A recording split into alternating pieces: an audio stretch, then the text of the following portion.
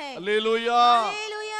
ஆவிக்குரிய சபையில எதை செய்யணும்னாலும் பரிசுத்த ஆவி பெற்றவர்களா இருக்க வேண்டும். आत्मिक कलीसिया में यदि आपको कुछ करना है तो उसके लिए आपको पवित्र आत्मा का अभिषेक प्राप्त करना है। ஒரு சாப்பாடு பந்தியை விசாரிக்கனாலும் பரிசுத்த ஆவியின் அபிஷேகம் ஒரு தகுதியாய் கொடுக்கப்பட்டிருக்கிறது. यदि भोजन को आपको बांटना है तो उसके लिए भी आपको पवित्र आत्मा का अभिषेक प्राप्त करना है। இன்றைக்கு உங்களுடைய நிலைமைகள் எப்படி இருக்கிறது? आज आपकी स्थिति कैसी है? இதை குறித்து சிந்தித்திருக்கிறீர்களா? क्या आप इसको सोचते हैं? அப்ப நாம் கிறிஸ்துவின் ஆவியை பெறாமல் यदि हम पवित्र आत्मा ना पाए, கிறிஸ்துவுக்காக பல ஊழியங்களை செய்தால், यदि हम मसीह के लिए कुछ सेवा करें, அதனால் நமக்கு பிரயோஜனம் என்ன?